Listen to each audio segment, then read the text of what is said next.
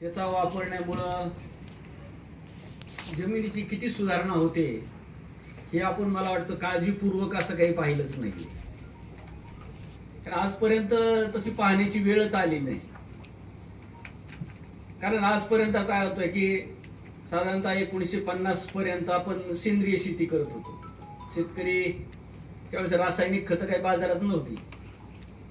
त्यानंतर ती बाजारात आली. त्यानंतर ज्यावेळेस रासायनिक खत लोकांना शेतकऱ्यांना माहीत झालं की याच्यामध्ये अन्नद्रव्यांचं प्रमाण विपुल आहे, थोडीशी वापरले तरी चालतंय, तर गाड्याने आपण किंवा ट्रकने आपण हे सेंद्रिय खत शेतात टाकायची गरज नाही असं शेतकऱ्यांना जाणवलं. आणि त्यांनी एक मार्ग सुरू केलं की सेंद्रिय खतं कमी केली आणि रासायनिक खताचं सुरुवात जास्त केली. तर त्यावेळेस आपण पाहिलं असेल की ज्यावेळेस सुरुवातीला ज्यावेळेस रासायनिक खतं बाजारात आली आणि त्याचा जो वापर करायला लागली तर शेतकऱ्यांना दिसून आलं की थोडी जरी वापरली तरी पिकावर त्याचा फार चांगला परिणाम होतोय. मग सेंद्रिय खतं वापरायची कशाला? अर्थात त्यावेळेस जनावरांचं संख्या जास्त होती शेतावर. शेळ्या मेंढ्या असायच्या, खाटी जनावर जरी दूध कमी देणारी असली तरी जनावर असायची. शेती बैलांनी केली जाते त्यामुळे बैल भरपूर शेतावर मोठ्या प्रमाणात असायची. शेणखत भरपूर मोठ्या प्रमाणात मिळायचे आणि त्यामुळे शेतात टाकले जायचे. आणि त्यामुळे अचानक हे रासायनिक खत बाजारात आले, शेतकरी टाकायला लागले. त्याच्यावरून दिसायला थोडी जरी रासायनिक खत टाकली तरी त्याचा परिणाम हा पिकावर चांगल्या पद्धतीने होतोय असं दिसायला लागलं.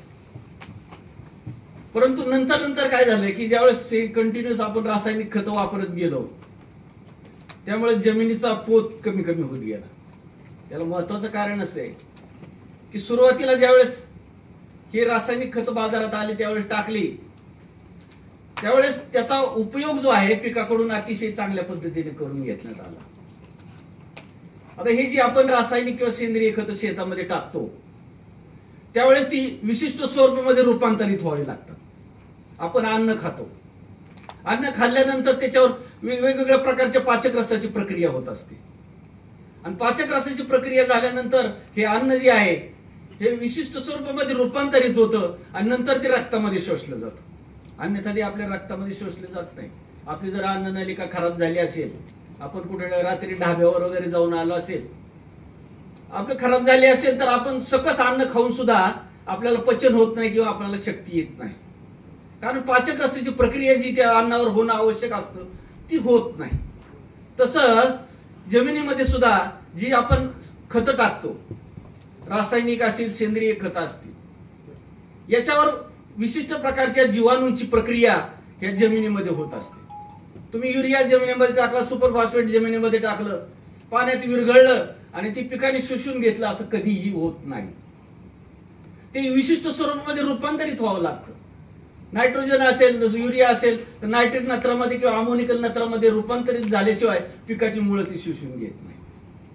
मग हे जे कार्य आहे जमिनीमध्ये हे जमिनीमध्ये असणारे विशिष्ट जीवाणू करत असतात. जीवाणू म्हणजे हे जमिनीतले पाचक रस आहे आणि हे पाचक रस हे जीवाणू जेवढे जास्त असतील तेवढी त्याची प्रक्रिया ही जलद गतीने होते आणि त्याच्यामुळे पिकावर त्याचा चांगला परिणाम दिसून येतो.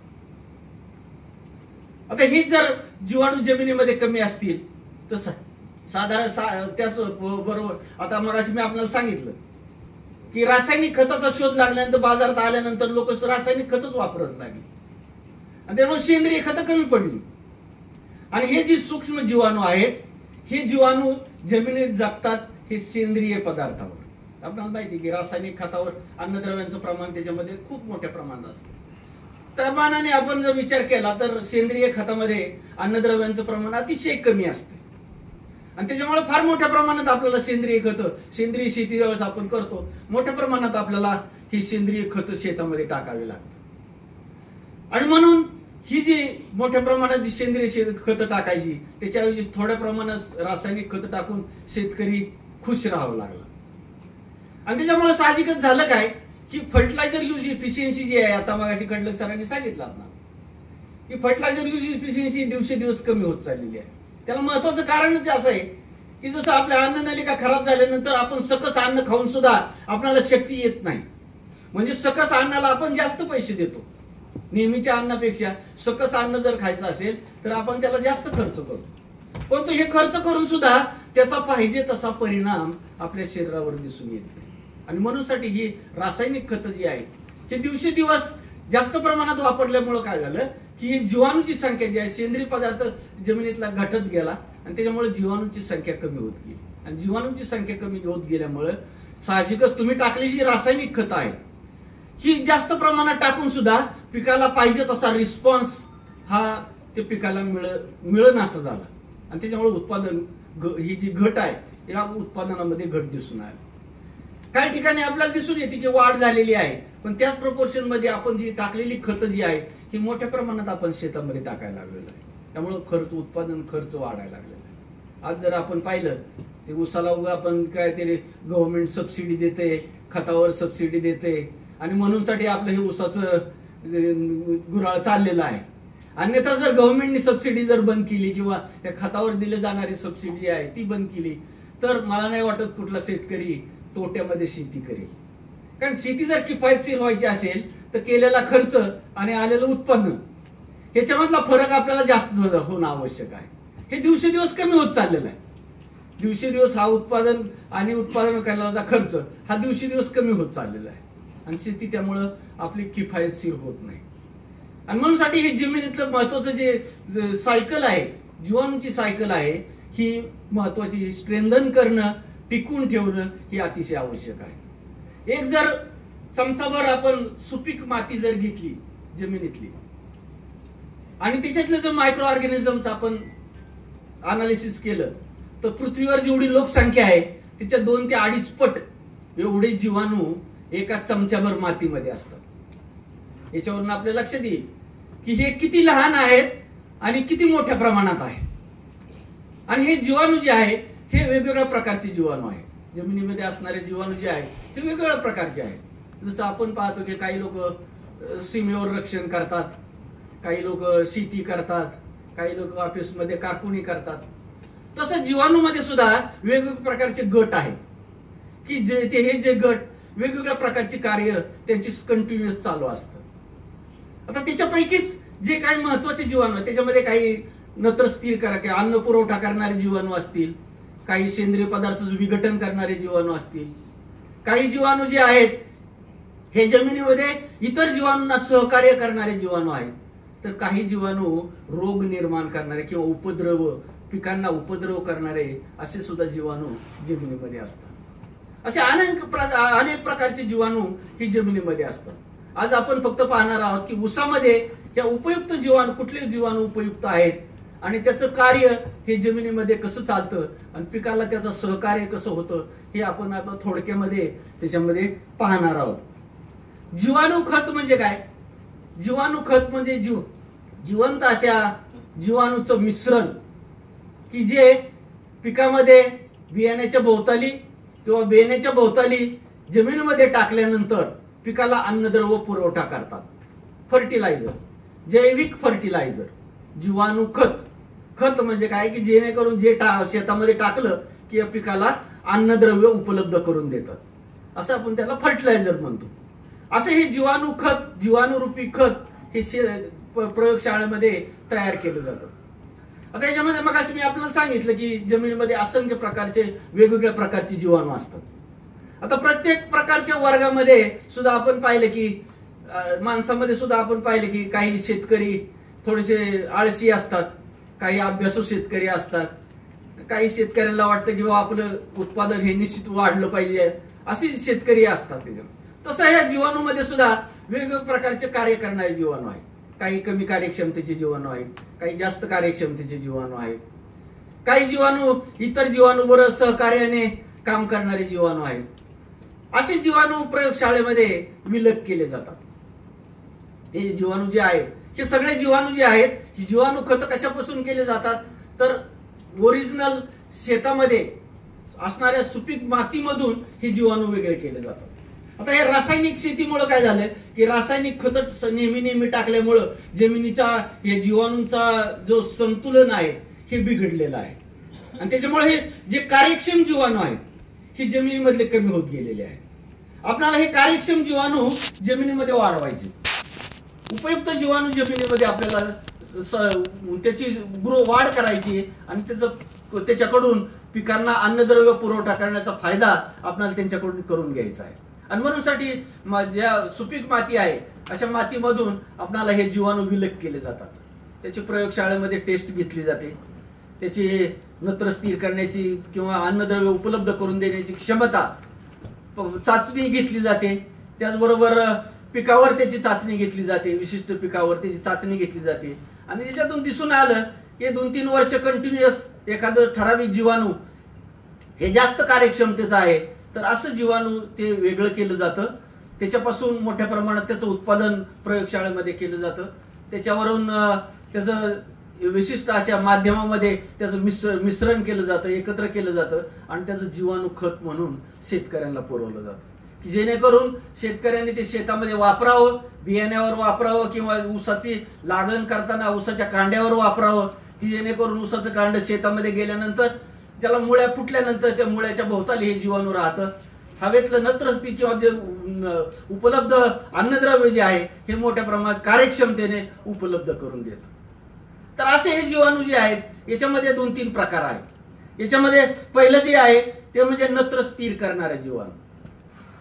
आपल्याला माहिती की हवेमध्ये 78% नत्र आहे.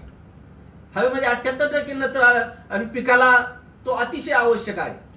पिकाची वाढ नत्राशिवाय होऊ शकत नाही आणि मग नत्राशिवाय पिकाची वाढ होत नाही. हवेमध्ये 78% नत्र आहे तर मग तो पिकाला का घेता येत नाही. जसं आपण समुद्रामध्ये जहाज चाललेलं असते आणि माणसाला तहान लागलेली असते, जवळ पाणी असते परंतु तो पिऊ शकत नाही कारण ते खारट असते पाणी. तसं वातावरणामध्ये 78% नत्र असून पिकाला त्याची अतिशय आवश्यकता असून सुद्धा त्याचा वापर करता येत नाही. आणि म्हणून असे काही जीवाणू आहेत निसर्गामध्ये की जे जीवाणू हवेतलं नत्र स्थिर करतात आणि पिकाला उपलब्ध करून देतात. अर्थात हे सप्लिमेंटरी फर्टिलायझर आहे की पूर्णपणे नत्राची गरज पिकाची हे जीवाणू भागवू शकत नाहीत, परंतु सहाय्यक खत म्हणून त्याचा चांगला उपयोग होतो. साधारणतः 20 ते 25% नत्राची बचत या जीवाणूमुळे जर जीवाणू वापरले तर आपल्याला या नत्राची बचत आपल्याला 25-30% पर्यंत करता येऊ शकते. त्याच्यामध्ये पहिलं जे जीवाणू आहे ते म्हणजे अझोटोबॅक्टर. अझोटोबॅक्टर हे मला वाटतं पूर्वीपासून आपण वापरत आलेलो आहोत. हे अझोटोबॅक्टर असहयोगी पद्धतीनं नत्र स्थिर करणारे जीवाणू आहे की जेव्हा आपण त्या कांड्याला लावलं, ऊसाच्या कांडीला लावताना जर ऊसाच्या कांड्याला आपण लावलं आणि ते जर कांड आपण जमिनीमध्ये गाडलं तर हे जमिनीत मुळ्या फुटल्यानंतर मुळ्याच्या भोवताली राहतात. आता ऊसाची मुळं काही एक ठराविक प्रकारचं सेंद्रिय उत्सर्जक बाहेर सोडत असतात. ह्या उत्सर्जक सेंद्रिय पदार्थाची उत्सर्जक असतात ही त्याच्यावर हे जे जीवाणू आहेत ह्या उत्सर्जकावर जगतात आणि मग त्या ठिकाणी मोठ्या प्रमाणात वाढतात, त्या ठिकाणी नत्र स्थिर करतात आणि त्या ठिकाणी जर पांढरी मुळी त्या ऊसाची त्या ठिकाणी आली तर ती जे स्थिर केलेला नत्र जो आहे हा पिकाची मुळं ते शोषून घेतात आणि आपल्या वाढीसाठी त्याचा उपयोग करून आणतात. तर असं हे अझोटोबॅक्टर जीवाणू असहयोगी पद्धतीनं हवेतलं नत्र स्थिर करतं आणि पिकाला त्याचा पुरवठा करत असतं. दुसरं जे जीवाणू आहे ते अझोस्पायरिलम. अझोस्पायरिलम हे सुद्धा असहयोगी पद्धतीनं नत्र स्थिर करणारे जीवाणू आहे. पण अझोटोबॅक्टर आणि अझोस्पायरिलम मध्ये महत्वाचा फरक असा आहे की अझोटोबॅक्टर हे ज्या ठिकाणी पडतं त्या ठिकाणी नत्र स्थिर करतं. अझोस्पायरिलम जे आहे हे जीवाणू जे ऊसाची मुळं आहेत त्या मुळाच्या सालीवर राहत. मुळाची जी साल आहे त्या सालीवर राहत असते आणि या सालीवर ते नत्र स्थिर करतं आणि स्थिर केलेलं नत्र पिकाची मुळं ते शोषून घेतं. आता अझोटोबॅक्टरनी ज्या ठिकाणी नत्र स्थिर केलेला आहे त्या ठिकाणी जर ऊसाची पांढरी मुळं नसतील तो स्थिर केलेलं नत्र पाणी दिल्याबरोबर पाण्याबरोबर लीच आउट होऊन निघून जातो. पण तो अझोस्पायरिलम जे जीवाणू आहे हा नेमका तो ऊसाच्या मुळाच्या त्वचेवर राहत असल्यामुळं त्यांनी स्थिर केलेला जो नत्र आहे हा जास्तीत जास्त प्रमाणामध्ये त्या मुळामध्ये शोषला जातो आणि त्याच्यामुळं अझोटोबॅक्टर पेक्षा अझोस्पायरिलम हे जीवाणू नत्र स्थिर करण्याच्या बाबतीमध्ये किंवा त्याचा उपयोग हा ऊस पिकामध्ये अतिशय चांगल्या पद्धतीनं करता येऊ शकतो. तिसरं जे जीवाणू आहे ते म्हणजे आसिटोबॅक्टर हे जीवाणू जे आहे हे आंतरप्रवाही आंतरप्रवाही जीवाणू आहे. हे बियाणे त्या ऊसाच्या कांड्यावर लावल्यानंतर ऊसाच्या ज्यावेळेस मुळं तयार होतात त्या मुळामधून आत जातं आणि जे ऊसाचे कांड जे वाढतं त्या कांड्याबरोबर हे जीवाणू त्या झायलम मधून वर जात असते आणि जिथपर्यंत त्याचा शेंडा आहे शेंड्यापर्यंत किंवा पानामध्ये सुद्धा हे जीवाणू जाताना आपणाला दिसतं. आणि त्याच्यामुळं त्यांनी स्थिर केलेला जो नत्र आहे हा 100% नत्र पिकाचे वाढीसाठी त्याचा उपयोग केला जातो. त्याचा जे लॉस आहे नत्र स्थिर केल्याचा लॉस जो आहे हा याच्यामध्ये अतिशय कमी आहे किंवा होत नाही.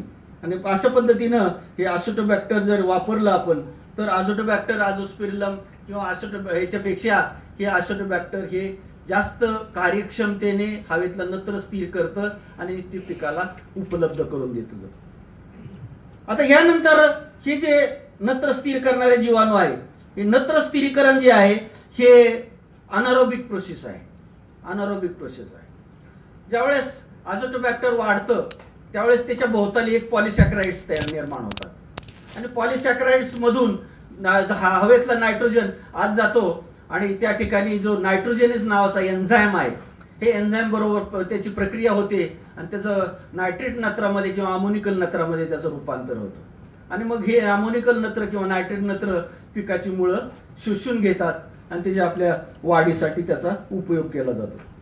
त्याचबरोबर निळे हिरे शेवाळ सुद्धा काही ठिकाणी वापरण्यात येतं ज्या ठिकाणी पावसाळ्यात 2-4 महिने ऊसामध्ये पाणी साठून राहतं अशा ठिकाणी आता हे शेवाळ सुद्धा हवेतलं नत्र स्थिर करतं. आता विशेषतः हे निळे हिरे शेवाळ हे भात शेतीसाठी आपण वापरतो. आता ह्याच्यात वेगवेगळ्या प्रकारचे शेवाळ आहेत जे शेवाळामध्ये हिच्या जे नॉस्टॉक्सिडोस्पर्मम नावाचे जे शेवाळ आहे त्याच्यामध्ये एक कवच असते त्याच्या धाग्यामध्ये आणि ह्या धाग्यामध्ये कवच असल्यामुळं हवेतलं नत्र स्थिर करण्याची त्याच्यामध्ये ॲबिलिटी आहे. आणि हे शेवाळ जर 8 किलो प्रति एकरी जर आपण शेतामध्ये पाऊस सुरू होण्यापूर्वी जर आपण 8 साली ऊस लावला आणि कंटिन्युअस जर पाऊस सुरू झाला तर आणि आपण जर सऱ्यामध्ये टाकलं ते तर 2-4 महिने जेव्हा पाऊस असतो आणि ऊस लहान असतो सूर्यप्रकाश जोपर्यंत जमिनीवर जातो त्याच्यामधून ऊसामधून तर अशा वेळे हे शेवाळ त्या ठिकाणी वाढतं आणि हवेतलं नत्र स्थिर करून पिकाला तो ऊसाच्या पिकाला उपलब्ध करून देतो. आणि त्याच्यामुळं हे निळे शेवाळ सुद्धा काही ठिकाणी जिथं पाणी साठतं अशा ठिकाणी वापरायला म्हणजे रिकमेंड केलेलं आहे. आता हे झाले नत्र स्थिर करणारे जीवाणूच्या बाबतीमध्ये. त्याच्यामध्ये स्फुरद विरघळणारे जीवाणू एक महत्वाचा जीवाणू आहे. आता मग असे आपल्याला कडलं सरांनी सांगितले की फर्टिलायझर यूज इफिशियन्सी नायट्रोजनच्या बाबतीमध्ये 30-35% आलेली आहे आणि फॉस्फरसच्या बाबतीमध्ये तर ते अतिशय वाईट परिस्थिती आहे. त्याच्या तर 20-25% सुद्धा उपलब्धता स्फुरदाची उपलब्धता नाही. आता अशा उपलब्धतेच्या बाबतीमध्ये हे कमी असल्यामुळं जे आपण फॉस्फेटिक फर्टिलायझर शेतामध्ये टाकतो जमिनीचा सामू ज्यावेळेस 6.5 ते 7च्या दरम्यान असतो त्यावेळेस त्याची उपलब्धता चांगली असते. पण ते आता आपण जर पाहिलं की कंटिन्युअस रासायनिक खतं वापरल्यामुळे जमिनीचा सामू जवळपास 8-9% पुढेच चाललेला आहे. आणि अशा वेळी ह्या स्फुरदाची उपलब्धता जी आहे ही अतिशय कमी होत चाललेली आहे. आणि म्हणून अशा ठिकाणी स्फुरदाची उपलब्धता वाढवण्यासाठी त्या स्फुरदयुक्त जीवाणूंचा अतिशय महत्वाचा उपयोग होतो. आता ऊसामध्ये जर आपण पाहिलं तर त्याला 1 टन जर ऊसाचं उत्पादन घ्यायचं असेल तर साधारणतः 1 किलो 700 ग्रॅम एवढा नत्र लागतो, 200 ग्रॅम स्फुरद लागतो आणि 2 किलो पालाश लागतो.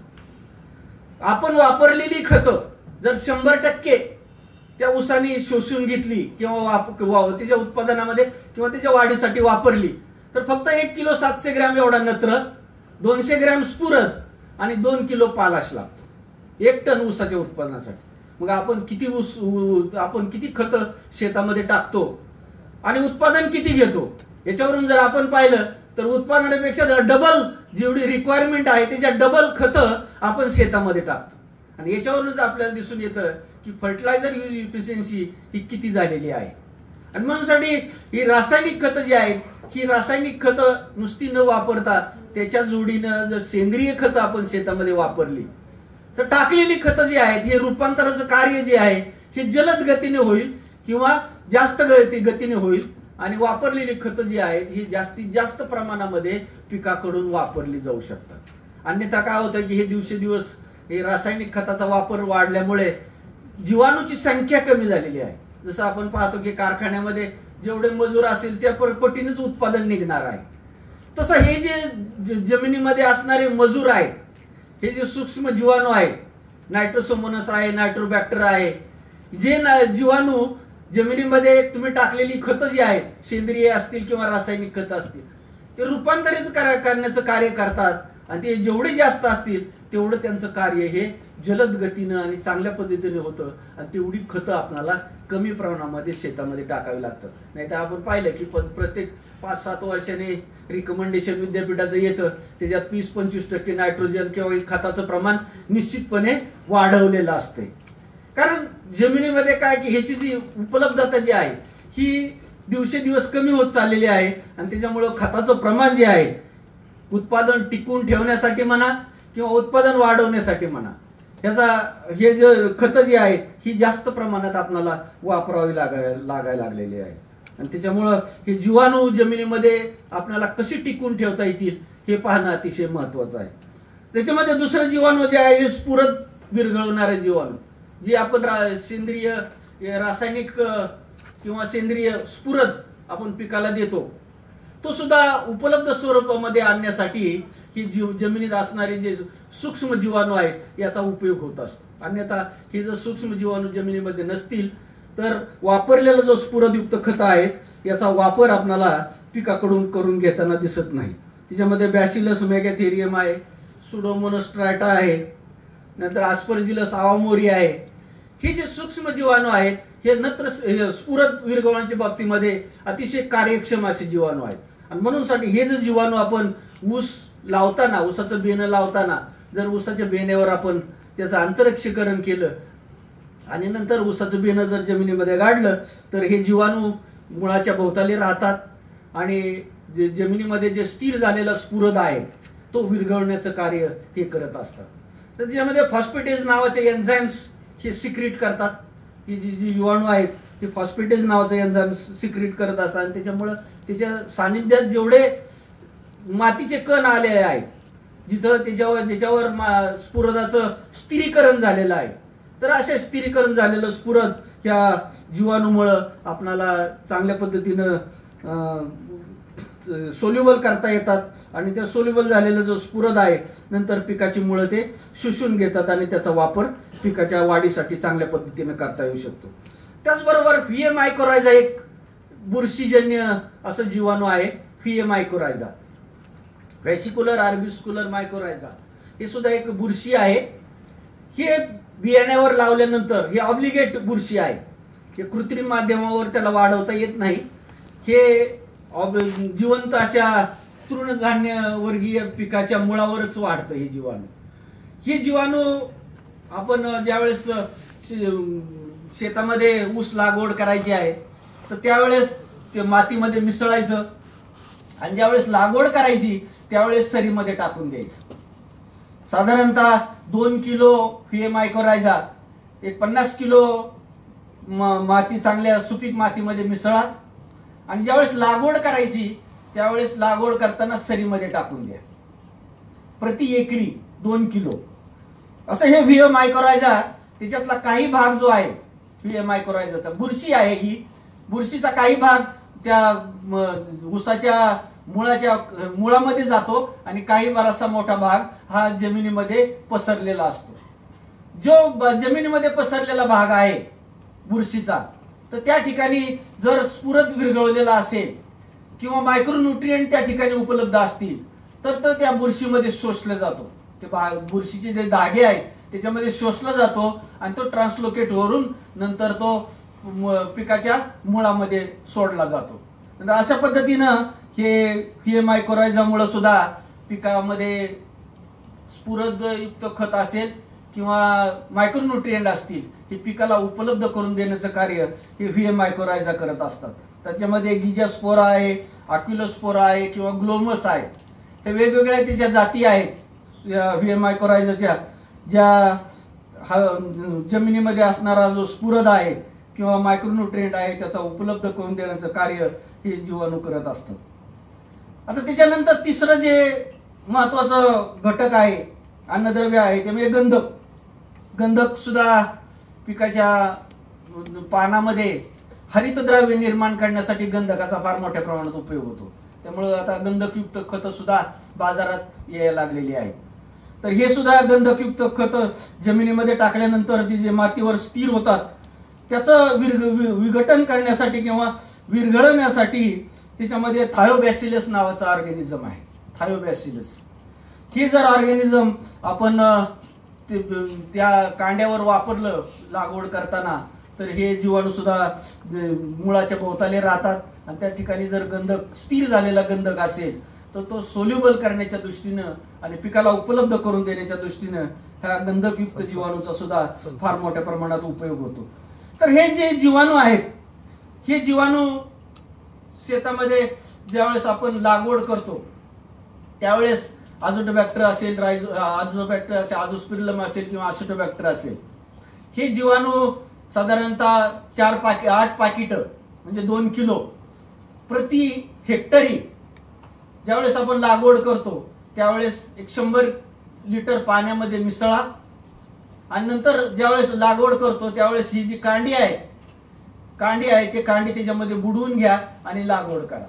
महत्वाचा उद्देश याच्यामध्ये असा आहे की हे जे जीवाणू आहेत ह्या पाण्यामध्ये विरघळलेले जीवाणू किंवा मिसळलेले जीवाणू त्या कांड्यावर लागतील आणि हे कांड जे आहे जीवाणूयुक्त कांड आपण जमिनीमध्ये गाडणार आहोत. आणि जमिनीमध्ये गाडल्यानंतर ज्यावेळेस त्याला मुळ्या फुटतात त्यावेळेस मुळ्याच्या भोवताली राहतात. जर अझोटोबॅक्टर असेल तर मुळ्याच्या भोवताली राहील, अझोस्पिरिलम असेल तर मुळावर राहील आणि असिटोबॅक्टर असेल तर ते मुळामधून त्या कांड्यामध्ये आत जाईल आणि त्या वाढीसाठी त्याचा उपयोग होईल. आणि हे तिन्ही जीवाणू जे आहे हे नत्र स्थिर करणारे जीवाणू आहे. त्याचबरोबर स्फुरद जीवाणू किंवा गंधक जीवाणू आहे हे सुद्धा मुळाच्या भोवताली राहतील. त्या ठिकाणी जर स्थिर झालेला गंधक असेल किंवा स्थिर झालेला स्फुरद असेल तर तो विरघळवला जाईल आणि तो पिकाला उपलब्ध करून दिला जाईल. अशा पद्धतीने आपण त्या कांड्यावर अंतरिक्षीकरण करून आपण हे जीवाणू शेतामध्ये वापरू शकतो. त्याचबरोबर आपण दुसरी जी पद्धत आहे की ज्यावेळेस आपण मोठी बांधणी करतो, पिकाची मोठी बांधणी करतो, समजा 4-4.5 महिन्याने आपण ऊसाची मोठी बांधणी करतो तर त्यावेळेस साधारणतः 10 पाकिट अझोटोबॅक्टरची किंवा अझोस्पिरिलमची किंवा असिटोबॅक्टरची कंपोस्ट खतामध्ये मिसळायची. साधारणतः 50 ते 100 किलो कंपोस्ट खतामध्ये मिसळा आणि ज्यावेळेस आपल्याला खांदणी करायची त्यावेळेस त्याच्या बुडाला हे जीवाणू टाकून द्या. जीवाणू मिश्रित जे कंपोस्ट आहे हे त्या सरीमध्ये किंवा त्या खोडवा जो ऊस आहे, ऊसाचं खोड आहे त्याच्यामध्ये टाकून द्या. नंतर खांदणी करा की जेणेकरून ते जीवाणू त्या गाडले जातील, मातीमध्ये मिसळले जातील आणि काही जीवाणू जे आहेत अझोटोबॅक्टर आहे ते जमिनीच्या मुळाच्या भोवताली राहतील, असिटोबॅक्टर मुळावर राहतील किंवा अझोस्पिरिलम आहे ते मुळावर राहतील आणि असिटोबॅक्टर जमिनीच्या मुळामधून वरती जातील. तर अशा पद्धतीने आपण दोन्ही प्रकारे या जीवाणूंचा वापर जो आहे या ऊसामध्ये करू शकतो आणि त्याचा उपयोग चांगल्या पद्धतीने करता येऊ शकतो. आता याच्या बरोबरच या जीवाणूंचा दुसरा एक महत्वाचा उपयोग जो आहे तो म्हणजे कंपोस्ट करण्यासाठी जीवाणूंचा उपयोग केला जातो.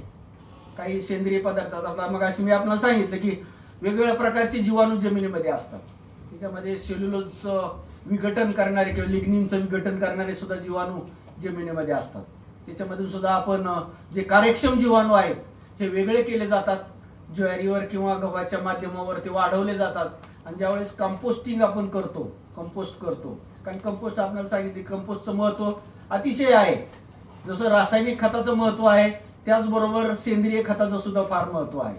कारण त्याच्यामध्ये जरी अन्नद्रव्यांचं प्रमाण कमी असलं तरी पण ते शेतामध्ये टाकणं अतिशय आवश्यक आहे. कारण शेतामधला जो कारखाना आहे अन्नद्रव्याचं विघटन करणारे किंवा अन्नद्रव्यांचं योग्य स्वरूपामध्ये रूपांतर करण्याचा जो कारखाना आहे हा जर चालू ठेवायचा असेल तर शेतामध्ये सेंद्रिय पदार्थ टाकणं हे अतिशय आवश्यक आहे. मग ते शेणखत असेल, लेंडी खत असेल किंवा हिरवळीचं खत असेल, कुठलं गाव आहे ना शेणखत हे आपलं सेंद्रिय खत हे शेतामध्ये असणं अतिशय आवश्यक आहे. हे सेंद्रिय खत असेल तर जमिनीतले जीवाणू जिवंत राहतील, आणि जीवाणू जर जिवंत राहिले तर तुम्ही टाकलेली जी रासायनिक खतं आहेत किंवा सेंद्रिय खतं आहेत याचं कार्यक्षम पिकाकडून वापर करून घेण्याच्या दृष्टीनं हे सेंद्रिय पदार्थ अतिशय आवश्यक आहे. परंतु आता जर आपण पाहिले की पूर्वी जेवढे जनावरं शेतावर होती तिचे अतिशय कमी प्रमाणात झालेली आहेत. आता फक्त जे दुधाळ जनावर आहेत, जास्त दूध देणारे आहेत, तेवढेच फक्त शेतकरी ठेवायला लागलेले आहे. बैल तर आपल्या शेतावर कुठे दिसतच नाहीत, कारण यांत्रिक शेती झालेली आहे सगळी. आणि त्याच्यामुळे शेणखत वगैरे जे मिळण्याचे हे आहे, शेणखत असेल, लेंडी खत असेल, हे शेतामध्ये मिळतच नाही.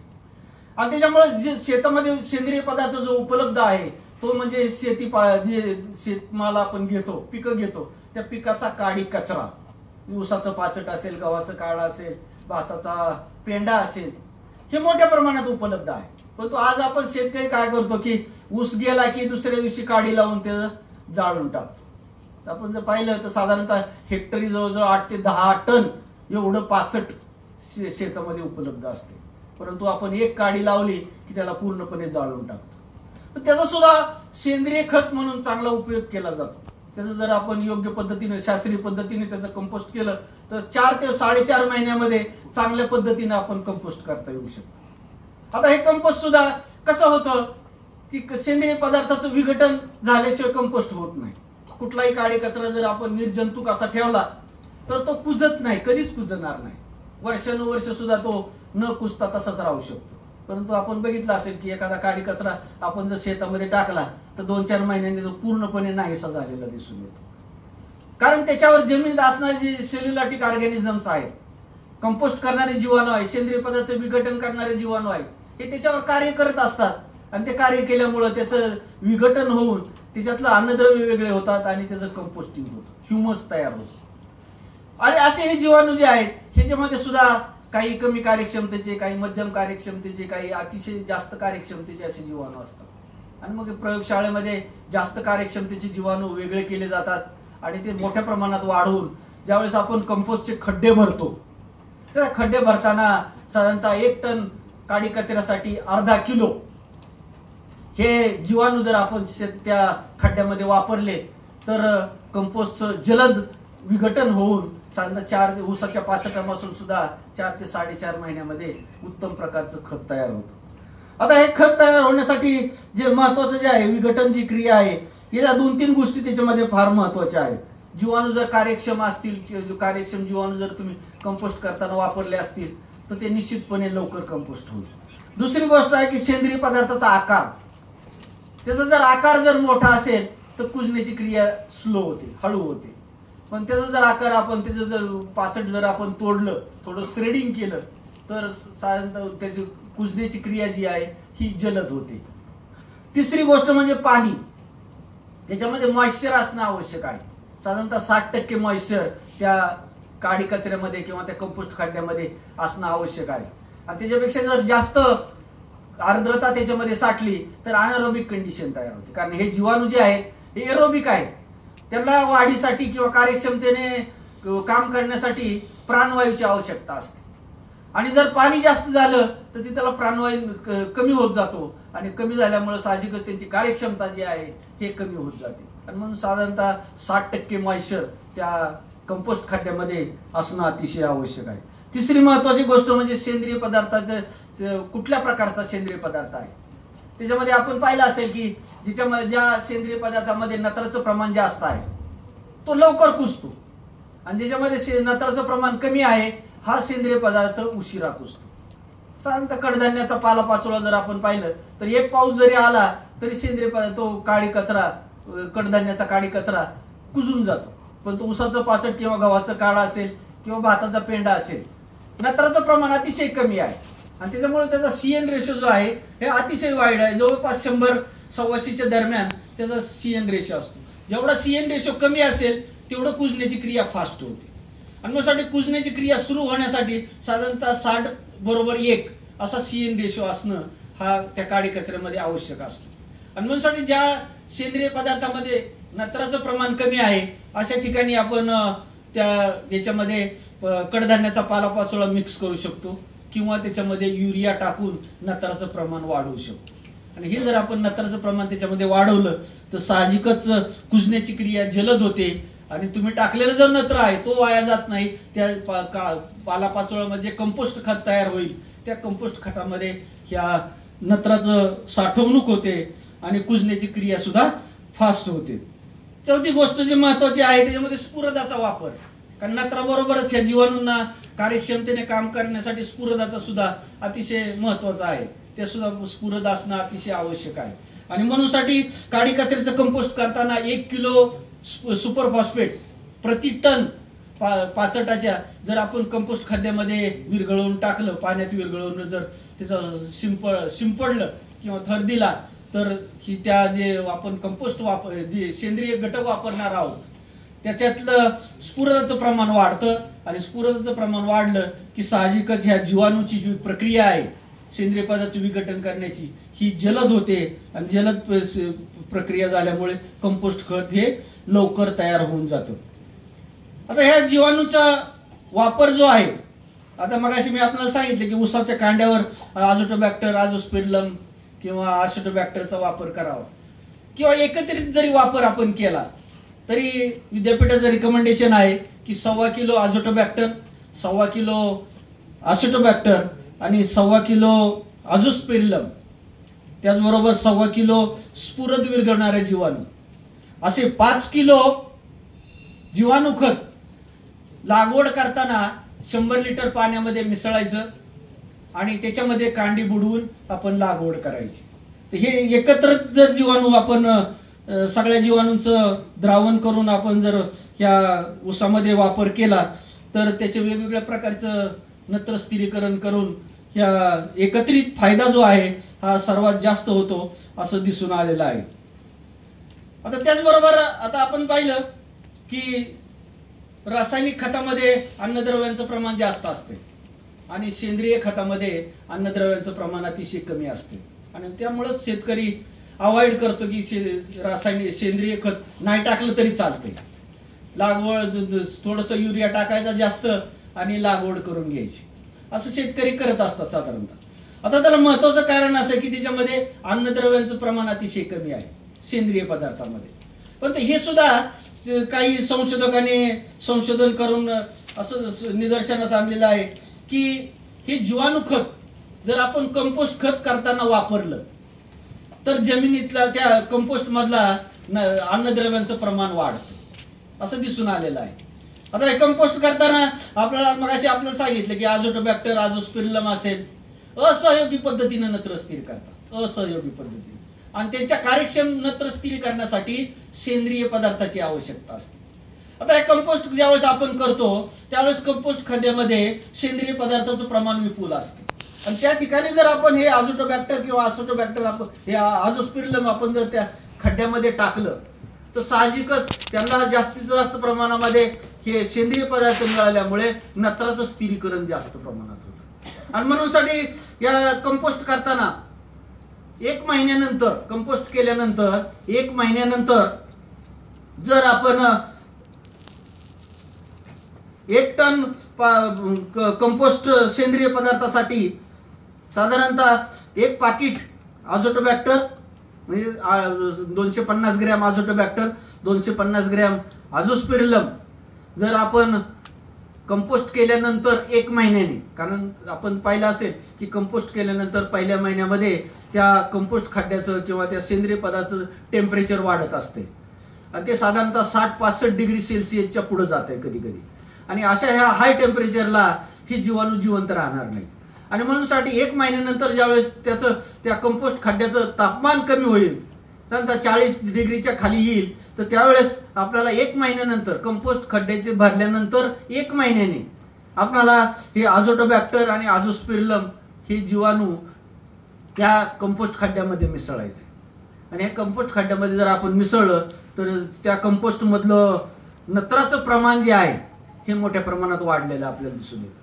आणि नत्र जर वाढला तर साहजिकच तयार होणारं जे कंपोस्ट आहे हे नत्रयुक्त असं कंपोस्ट खत तयार होणार आहे. जास्त नत्रयुक्त कंपोस्ट जर आपण शेतामध्ये टाकलं तर निश्चितपणे त्यातला उपलब्ध नत्र जो आहे हा पिकाला चांगल्या पद्धतीने उपलब्ध होईल, जास्त प्रमाणात उपलब्ध होईल. आणि त्याचबरोबर आपल्याला जे रासायनिक खतं टाकावे लागणार आहे त्याच्यामध्ये आपल्याला कटौती करता येईल, किंवा त्याची कमी प्रमाणामध्ये रासायनिक खतं टाकून सुद्धा, नुसती सेंद्रिय खत टाकून सुद्धा आपल्याला चांगल्या पद्धतीनं अन्नद्रव्य पिकाला पुरवठा करता येऊ शकतो. त्याच्याबरोबरच आम्ही एक असं हे केलं की फॉस्फो कंपोस्ट तयार केलं. फॉस्फो कंपोस्ट, फॉस्फोरस एनरिच्ड असं कंपोस्ट. त्याच्यामध्ये रॉक फॉस्फेट टाकलेलं आहे. रॉक फॉस्फेट आपल्याला माहिती आहे की इंडियामध्ये राजस्थान, मध्य प्रदेश याच्यामध्ये फार मोठ्या प्रमाणात रॉक फॉस्फेट आपल्याकडे उपलब्ध आहे. त्याच्यामध्ये फॉस्फरसचं प्रमाण सुद्धा 20% पासून ते 40% पर्यंत फॉस्फरसचं प्रमाण आहे. आणि फॉस्फरस हा पिकाला फार कमी प्रमाणात लागतो, परंतु आपण जास्त का टाकावा लागतो की पिकाला त्याचा परिणाम दिसावा म्हणून. कारण ते फॉस्फेट फिक्सेशन जी आहे ही फार मोठ्या प्रमाणात 60% ते 80% पर्यंत फॉस्फेट फिक्सेशन जमिनीमध्ये होत असतं. ते असेंद्रिय पद्धतीने जर आपण हे जे खतं नुसती जर आपण फॉस्फरस युक्त खतं जर शेतामध्ये टाकली तर, पण ती जर आपण सेंद्रिय पदार्थाबरोबर खतं टाकली तर त्याचा उपयोग चांगला होतो असं संशोधनातून दिसून आलेलं आहे. आणि म्हणूनसाठी कंपोस्ट करताना आपल्याला माहिती आहे की सेंद्रिय पदार्थाचं विघटन होताना त्याच्यापासून ह्युमिक ऍसिड, फल्विक ऍसिड असे ऍसिड आम्ल तयार होतात. त्या आम्लाचा उपयोग करण्यासाठी हे रॉक फॉस्फेट जे आहे ते त्या कंपोस्ट खड्ड्यामध्ये टाकायचे. आता आम्ही असं एक संशोधन केलेलं होतं की त्याचं रिकमेंडेशन झालेलं आहे की 25% रॉक फॉस्फेट त्या कंपोस्ट करताना जर आपण कंपोस्ट खड्ड्यामध्ये टाकलं तर तयार होणारं जे कंपोस्ट आहे त्याच्यामध्ये साधारणतः एकूण फॉस्फरस हा 8% राहतो. तयार होणारं जे कंपोस्ट आहे जर 25% आपण रॉक फॉस्फेट टाकलं कंपोस्ट खड्डे भरताना तर तयार होणारं जे कंपोस्ट आहे त्याच्यामध्ये जवळपास 8% एवढा स्फुरद राहतो. आणि सुपर फॉस्फेटमध्ये जर आपण पाहिलं तर 16% फॉस्फरस असतो. म्हणून हे जे तयार होणारं जे फॉस्फो कंपोस्ट आहे हे जर दुप्पट प्रमाणात आपण शेतामध्ये टाकलं, शेताला म्हणजे 16% होईल दुप्पट प्रमाणात टाकलं तर पूर्णपणे आपण फॉस्फेट युक्त खताची पूर्णपणे रिप्लेसमेंट आपण करू शकतो. आणि हे आपण घरच्या घरी करू शकतो. आता हे मोठ्या प्रमाणामध्ये आपल्याला या रॉक फॉस्फेट जे आहे ते मोठ्या प्रमाणात मसुरी आहे, उदयपूर आहे, हे मोठ्या प्रमाणात त्या ठिकाणी फॉस्फरस आपल्याकडे खाणीमधून उपलब्ध आहे. पण ते लो ग्रेड फॉस्फरस आहे. त्याचे ही रॉक फॉस्फेट आहे लो ग्रेड रॉक फॉस्फेट आहे. कारण सुपर फॉस्फेट जे आपण तयार करतो हे सुद्धा रॉक फॉस्फेट पासूनच तयार करतो, पण ते शुद्ध स्वरूपाचं असते. आणि ते शुद्ध स्वरूपाचं फॉस्फरस आपल्याकडे रॉक फॉस्फेट आपल्याकडे मिळत नाही, म्हणून ते जॉर्डन रॉक फॉस्फेट आपण आयात करत असतो आणि त्याच्यावर हायड्रोक्लोरिक ऍसिडची प्रक्रिया करून सुपर फॉस्फेट आपण तयार करतो. पण आपल्याकडे खाणीमधून ते रॉक फॉस्फेट, लो ग्रेडचं रॉक फॉस्फेट मोठ्या प्रमाणात उपलब्ध आहे. त्याच्यामध्ये सुद्धा 20% पासून ते 40% पर्यंत स्फुरद आहे. पण त्याचा उपयोग करून घेण्याच्या दृष्टीने हे संशोधन केलेलं होतं की ज्याच्यामध्ये आपण कंपोस्टिंग करतो, सेंद्रिय पदार्थाचं कंपोस्ट करतो, त्या ठिकाणी जर आपण हे रॉक फॉस्फेट 25% वापरलं आणि त्याच्या जोडीला आपण जर फॉस्फेट सोल्युबलायझिंग ऑर्गॅनिझम वापरले, अर्धा किलो हे जे फॉस्फेट सोल्युबलायझिंग ऑर्गॅनिझम प्रति टन सेंद्रिय पदार्थाच्या जर आपण त्या कंपोस्ट खड्ड्यामध्ये वापरलं तर रॉक फॉस्फेट मधला स्फुरद हा त्या सेंद्रिय पदार्थाचं विघटन होत असताना होणारे जे आम्ल आहे त्याच्याद्वारा आणि हे जीवाणू जे आहे फॉस्फेट सोल्युबलाइज करणारे जीवाणू जे आहेत याच्याद्वारा आपल्याला त्यातला जो स्फुरद आहे रॉक फॉस्फेट मधला स्फुरद, कारण रॉक फॉस्फेट मधला स्फुरद हा ट्रायकॅल्शियम स्वरूपात आहे, कारण तो शेतामध्ये वापरला तसा वापरला तर पिकाची मुळं ती शोषून घेऊ शकत नाही. म्हणून त्याचं विघटन होण्यासाठी आपण त्याला त्या जे सेंद्रिय पदार्थाचं विघटन करताना कंपोस्ट खड्ड्यामध्ये त्याला त्याचा वापर करायचा आहे. त्याच्यामुळे त्याच्यातला सोल्युबल होणारा फॉस्फरस जो आहे हा आपण तयार होणारे जे कंपोस्ट आहे याच्यामध्ये मोठ्या प्रमाणामध्ये उपलब्ध राहतो. म्हणून हे जर आपण वापरलं तर निश्चितपणे आपल्याला उत्पादन खर्च जो आहे, जे रासायनिक खतावर होणारा जो खर्च आहे हा मोठ्या प्रमाणात आपल्याला कमी करता येऊ शकतो. आणि अशा पद्धतीने जर आपण हे लो ग्रेड रॉक फॉस्फेट जर आपण वापरलं तर निश्चितपणे आपल्याला या मिनरलचा उपयोग आपल्याला चांगल्या पद्धतीने करता येऊ शकतो. आता त्याचबरोबर काही जीवाणू ऊसामध्ये काही कीटकांचा सुद्धा नाश करू शकतात. त्याच्यामध्ये हुमणी एक मोठा प्रादुर्भाव मोठ्या प्रमाणात दिवसेदिवस वाढायला लागलेला आहे. तर त्या हुमणीचा सुद्धा नियंत्रण करण्यासाठी काही जीवाणू आहेत. त्याच्यामध्ये बिव्हेरिया आहे किंवा मेटॅरायझियम आहे. हे जे जीवाणू आपण ऊसाची लागवड करताना कंपोस्ट खतामध्ये मिसळा आणि ज्यावेळेस आपण लागवड करतो तेव्हा लागवड करण्याच्या पूर्वी हे 2 किलो बिव्हेरिया किंवा 2 किलो मेटॅरायझियम हे जर आपण कंपोस्ट खतामध्ये मिसळलं आणि लागवड करताना सरीमध्ये टाकलं आणि त्यानंतर पाणी देऊन त्याची लागवड केली तर हे जे जीवाणू आहे ते बुरशीजन्य जीवाणू आहे. हे जीवाणू त्या मुळाच्या भोवताली राहतात. त्या ठिकाणी जर हुमणी वाळवीचा प्रादुर्भाव झाला तर ती हुमणी वाळवीच्या शरीरावर वाढतात आणि त्या हुमणी वाळवीचं नियंत्रण करतात. आपल्याला माहिती आहे की कीटक जे आहेत हे शरीरावर असणाऱ्या छिद्रातून श्वासोच्छ्वास करत असतात. आपण जसं नाकातून श्वासोच्छ्वास करतो तसं हे जे हुमणी वाळवीचे जे कीटक आहेत हे त्या हुमणी वाळवीच्या शरीरावर असणारी जी छिद्र आहेत त्या छिद्रामधून त्याचा श्वासोच्छ्वास करत असतात. आणि श्वासोच्छ्वासाचे जी छिद्र असतात ही ओली असतात. आपण नाक जर आता बोट घातलं तर ओलं लागतं आपल्याला. तर ह्या जी बुरशी आहे ज्यावेळेस आपण शेतामध्ये लागवड करायच्या अगोदर ही बिव्हेरिया किंवा मेटॅरायझियम आपण शेतामध्ये टाकतो त्यावेळेस जर तिथं तिच्या सानिध्यामध्ये हुमणी किंवा वाळवी आली तर तिच्या शरीरावर ते वाढतात. त्याच्या जे नाकाची जी छिद्र आहेत ते छिद्रामध्ये हे जीवाणू किंवा बुरशी मोठ्या प्रमाणात वाढते आणि बुरशी वाढल्यामुळं त्याची छिद्र बंद होतात, श्वासोच्छ्वास बंद होतो आणि त्याचं नियंत्रण परस्पर जमिनीमध्ये मोठ्या प्रमाणावर करता येतं. अन्यथा आपण बऱ्याच वेळा त्याच्यामध्ये फिप्रोनिल सारखी दाणेदार कीटकनाशक वापरतो. परंतु कीटकनाशक हे जर आपण शेतामध्ये वापरली तर त्याचा परिणाम साधारणतः 3 आठवडे ते महिनाभर जास्तीत जास्त राहू शकतो. आणि तर त्याच्या पुढं तिथली कीटकनाशकाचा किंवा त्याचा जो विषारीपणा आहे हा नाहीसा होतो आणि त्या ठिकाणी पुन्हा वाळवी किंवा हुमणी येण्याची शक्यता असते. परंतु त्याचबरोबर हे जर जीवाणू आपण त्याच्याऐवजी हे जर आपण जीवाणू वापरले बिव्हेरिया किंवा मेटॅरायझियम जर आपण वापरले तर ऊस लागवडीपासून ते ऊस निघेपर्यंत हे जीवाणू जमिनीमध्ये असणारा जो सेंद्रिय घटक आहे त्या सेंद्रिय घटकावर हे जीवाणू जगत असतात आणि ऊस निघेपर्यंत त्या ऊसाचं संरक्षण जे आहे त्या हुमणी वाळवीपासून ह्या जीवाणूचे द्वारा आपल्याला त्या पिकाचं संरक्षण चांगल्या पद्धतीने करता येऊ शकतं. तर अशा पद्धतीने हे जे जीवाणू आहेत वेगवेगळे जीवाणू ऊसामध्ये जर आपण वापरले तर निश्चितपणे ऊसामध्ये जो उत्पादन खर्च आहे हा कमी होत जाईल आणि ऊसामध्ये जर उत्पादन खर्च झाला तर शेती ही ऊसाची किफायतशीर झाल्याशिवाय राहणार नाही. की शेतकऱ्याचे जे ऊसा गव्हर्नमेंटच्या सबसिडीवर जी आता शेती जगते आहे ऊसाची शेती जगते आहे तर त्याच्यातून आपल्याला मुक्तता मिळेल आणि शेतकऱ्यांना सुद्धा त्याच्यापासून फायदा होऊ शकतो. तर मित्र थोडक्यामध्ये मी आपल्याला ह्या जीवाणूच्या संदर्भामध्ये ऊसामध्ये त्याचा कसा वापर करायचा ह्याच्याबद्दल माहिती सांगितली. त्याच्यामध्ये आपला काही प्रश्न असतील तर विचारायला हरकत नाही.